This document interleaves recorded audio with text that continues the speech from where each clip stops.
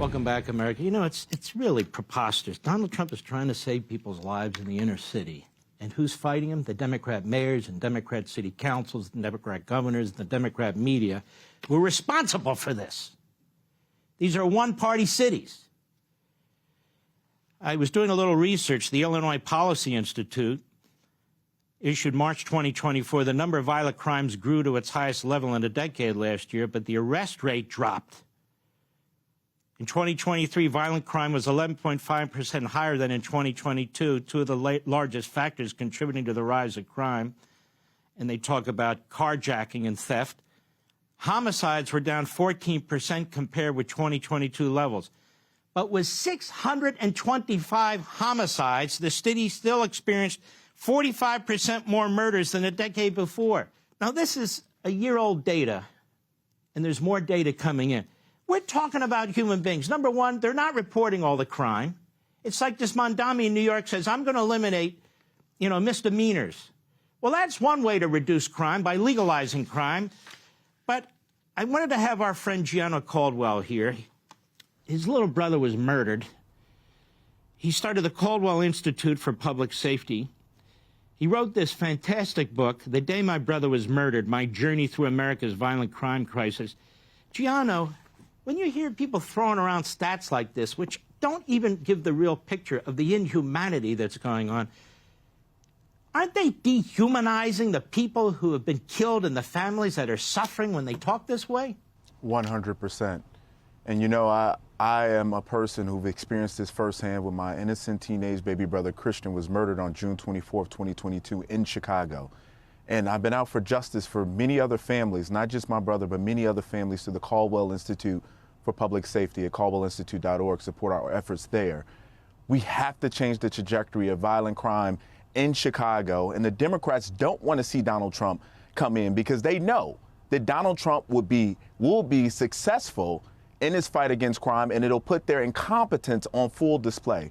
People like Brandon Johnson, the mayor of Chicago, who knew that when he ran for mayor, the #1 issue polled was crime for Chicagoans everywhere.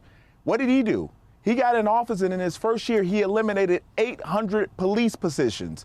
Mind you, there were 2,000 needed in order to solve the crimes that are happening in that city. 75% of murders go unsolved in the city of Chicago. And this is the language that Mayor Brandon Johnson and J.B. Pritzker use, saying that he should not come in? How dare they? My family says to them, how dare you? Families all over the city have been murdered due to their incompetence and their lack of policy around crime. Gianno, the National Guard, they're trying to create that as taboo.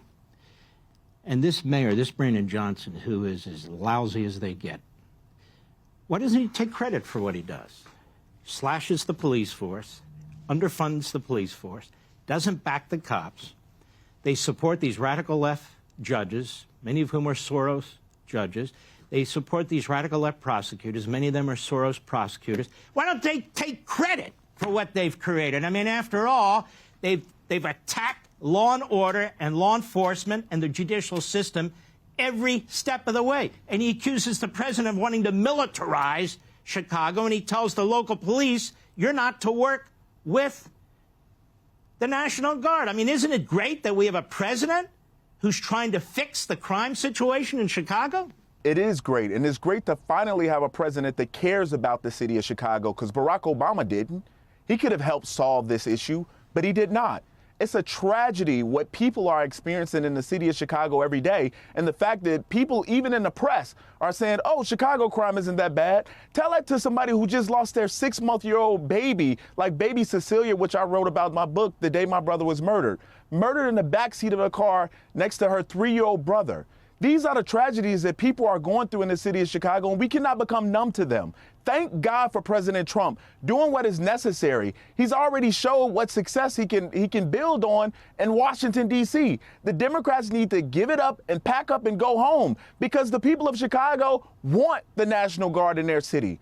I've spoken to people who didn't even vote for Trump, says, man, it's great that finally somebody's talking about what we're going through here, because it is true. People are going through violent crimes every day. If you look at the robbery numbers as an example, Only 5% of robberies amount in an arrest, a 23-year low in the city of Chicago. This is unacceptable in every way, Mark. Mm-hmm. You can manipulate the statistics, but when somebody's murdered, they're murdered. When we come back, I want to ask you about this word, militarization, a favorite word of Brandon Johnson and Pritzker and the other failures on the left. Hey, Sean Hannity here. Hey, click here to subscribe to Fox News YouTube page and catch our hottest interviews and most compelling analysis. You will not get it anywhere else.